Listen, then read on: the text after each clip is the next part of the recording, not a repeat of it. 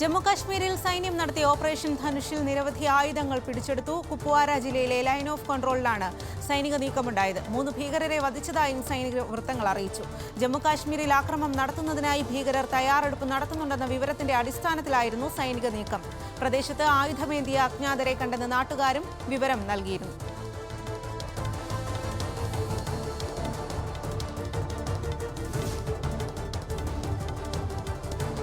മലയാളത്തിന്റെ പ്രിയപ്പെട്ട എഴുത്തുകാരൻ എം ടി വാസുദേവൻ നായർക്ക് പിറന്നാൾ ആശംസ നേർന്ന് പ്രതിപക്ഷ നേതാവ് രാഹുൽ ഗാന്ധി. അറിവിന്റെയും വിജ്ഞാനത്തിന്റെയും ശക്തി കേന്ദ്രമെന്നാണ് രാഹുൽ എം ടിയെ വിശേഷിപ്പിച്ചത്.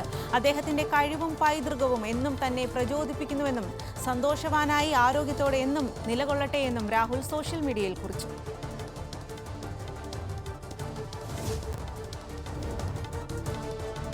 ജോയിയുടെ മരണത്തിന് ഉത്തരവാദികൾ സർക്കാരും നഗരസഭയും റെയിൽവേയുമെന്ന് KPCC അധ്യക്ഷൻ കെ സുധാകരൻ. നഗരസഭയും റെയിൽവേയും പരസ്പരം ചെളി വാരിയെറിയുന്നത് ഹീനവും അപമാനകരവുമാണ്. കുടുംബത്തിന് നഷ്ടപരിഹാരം നൽകാൻ സർക്കാരും റെയിൽവേയും തയ്യാറാകണമെന്നും സുധാകരൻ.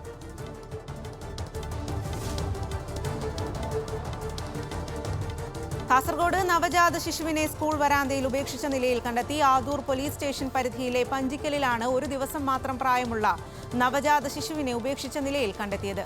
ദേലമ്പാടി പഞ്ചിക്കൽ SPA UP സ്കൂളിന്റെ വരാന്തയിൽ ഉപേക്ഷിച്ച നിലയിലായിരുന്നു കുട്ടി. അമ്മ തൊട്ടിലേക്ക് മാറ്റിയ കുട്ടിയുടെ ആരോഗ്യനില തൃപ്തികരമെന്ന് അധികൃതർ അറിയിച്ചു. കുഞ്ഞിനെ ഉപേക്ഷിച്ചവരെ കണ്ടെത്താനുള്ള അന്വേഷണം ആരംഭിച്ചു.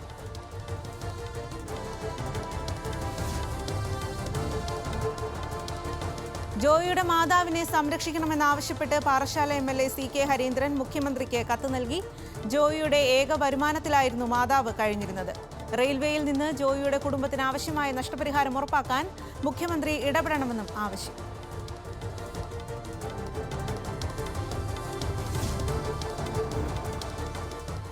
കടന്നൽ കുത്തേറ്റ് ചികിത്സയിലായിരുന്ന വയോധികൻ മരിച്ചു. കാസർഗോഡ് ചിറ്റാരിക്കൽ പാലാവയൽ സ്വദേശി സണ്ണി ജോസഫാണ് മരിച്ചത്. കഴിഞ്ഞ ശനിയാഴ്ച വൈകിട്ട് തൊഴിലാളികൾക്കൊപ്പം വീട്ടുപറമ്പിൽ പണിയെടുത്തുകൊണ്ടിരിക്കെയാണ് കടന്നലിന്റെ കുത്തേറ്റത്.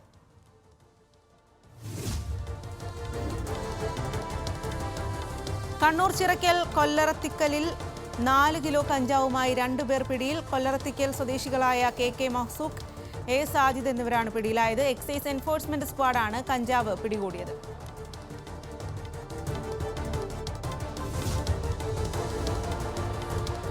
വയനാട്ടിൽ വന്യമൃഗശല്യത്തിന് പരിഹാരം ആവശ്യപ്പെട്ട് നൂൽപ്പുഴ കല്ലൂരിൽ ദേശീയപാത ഉപരോധിച്ചു.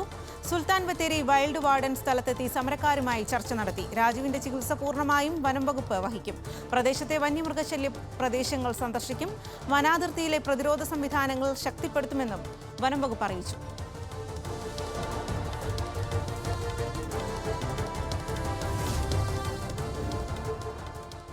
കാണാതായ യുവാവിനെ മരിച്ച നിലയിൽ കണ്ടെത്തി. പത്തനംതിട്ട കോന്നി സ്വദേശി വിഷ്ണുവിനെയാണ് മരിച്ച നിലയിൽ കണ്ടെത്തിയത്. ഇയാളെ കഴിഞ്ഞ ദിവസം മുതൽ വീട്ടിൽ നിന്ന് കാണാതായിരുന്നു.